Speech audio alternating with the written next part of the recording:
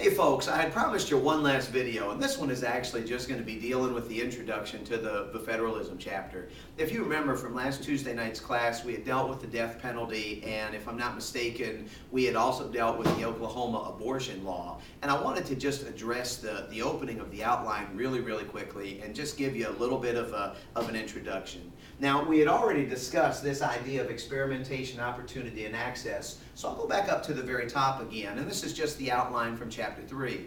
If you remember, with federalism, the basic definition is the idea that there are going to be multiple levels of government that are going to be ruling over you at the same time. So when you think about it, we're going to have the United States government, if you live in the United States, governing over you. If you live in the fine state of Maryland, obviously the state of Maryland is going to be governing over you. If you live in Montgomery County, or if you want to go deeper and you live in Rockville or Gaithersburg or Wheaton or Silver Spring or wherever the place might be, you're basically talking about this idea that there is a federal government, a state government, and then an assortment of local governments that are basically ruling over you, governing you, regulating you. There are over 90,000 governments that are in the United States according to the text, and the trick really is that there's this tug of war that's basically going on between the different governments as far as who's going to be in charge, whose responsibility certain things are going to be.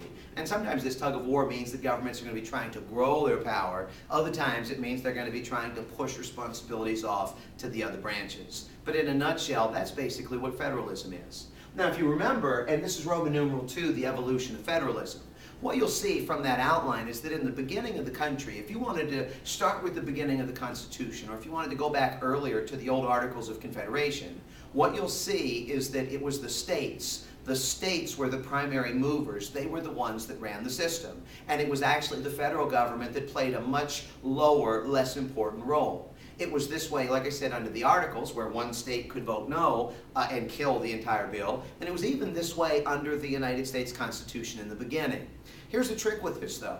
We talked about Article 6 in the Constitution chapter. Article 6 includes the Supremacy Clause. And when you go back and when you look at the Supremacy Clause, the idea that state laws that conflicted with the United States Constitution would be able to be overridden was a very significant point. Now, we weren't really sure what this meant in the beginning, but if you go back and if you end up looking at this, what you'll see is this was really the seeds for the growth of federal power.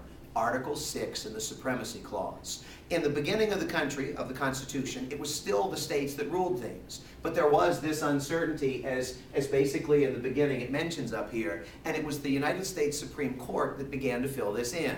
The United States Supreme Court was the one that began to interpret different cases and progressively grow federal power. Now, in fairness, for about the first third of the country, from 1789 when Washington became president to 1865 at the end of the Civil War, it was the states that ruled the roost. It was the states that were the primary power. It was the states that said jump and the federal government that said how high. But what you see in terms of federalism is that there was a shift. I mean, in the grand scheme of things, when the Civil War ended, the federal government had defeated these renegade states, these rebellious Confederate states, if you will, and when the federal government basically flexed its muscle, obviously, as you might would imagine, the power balance began to shift.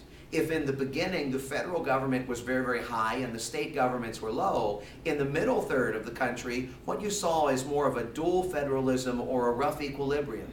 There was an idea there that there were certain areas that were designed to be regulated by the state government, like defense, for example, control of the borders, for example. There would be other areas that would be ruled by the states. The idea of public health and welfare or education would probably fall in these kinds of categories. So there was this dual balance. We knew that there were certain things the feds did. We knew that there were certain things that the states did, and in the grand scheme of things, they basically kind of coexisted for that middle third. The middle third of the country was basically the end of the Civil War up until the Great Depression began, up until the stock market crash, up until FDR got elected. And when you figure FDR's election into this, what you see is that now we come full circle. If in the beginning it was the states that were at the top, and then we went through a third where basically they balanced each other, in today's United States, it's the federal government that's the unquestioned player. It's the federal government that says jump, and it's the states down here that say how high. And really, from FDR's time, 1932, up until the present, the federal government has progressively grown bigger and more powerful on a very consistent basis. It was in 1980 that Ronald Reagan came into office, and Ronald Reagan had basically campaigned on this notion that government is not the answer, government is actually the problem. And what we need to do is we need to shrink the federal government. Instead of having a one-size-fits-all approach, we need an approach where each state is able to rule based on its people and its needs and its unique factors. In other words, Reagan, as letter D up here says, called for what was known as the devolution revolution, or the idea that we need to send more power and more resources back to the states instead of the federal government imposing these things. Was Reagan successful in shrinking the federal government? Was Reagan successful, when you think back to it, in devolving these federal functions to the states? Well, he's got a mixed record.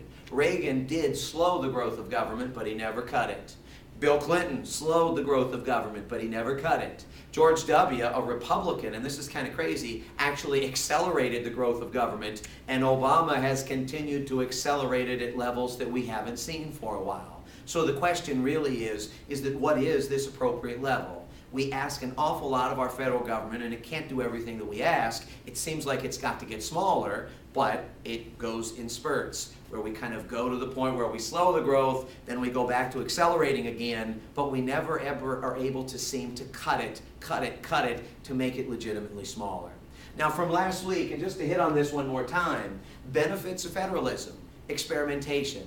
When you think about it, the idea behind federalism is that there are 50 states or 50 laboratories of democracy, and these laboratories of democracy are free to experiment with different policies for their particular states. This is an awesome thing, because when you think about it, we can experiment on health care in Massachusetts. We can experiment on giving women the right to vote first in Wyoming. We can experiment, when you think about it, with giving 18-year-olds the right to vote in Georgia.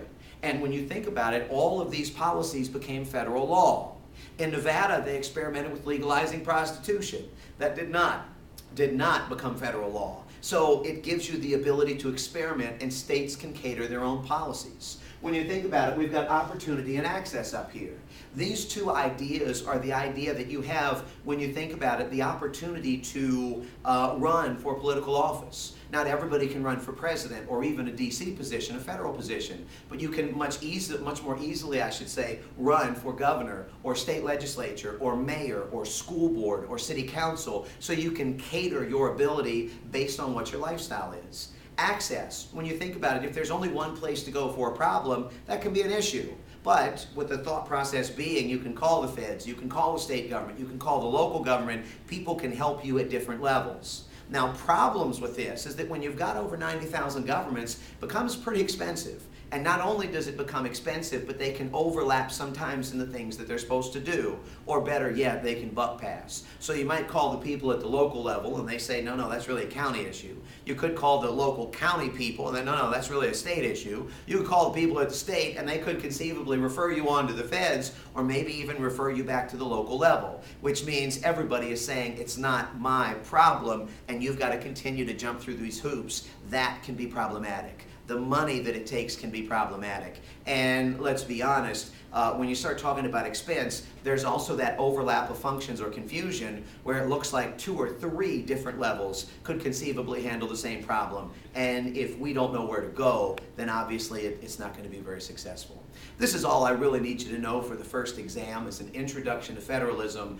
This is going to stop basically at the end of Roman numeral 3 in the chapter 3 outline. Don't worry about Roman numeral 4 dealing with powers. Good luck as you study.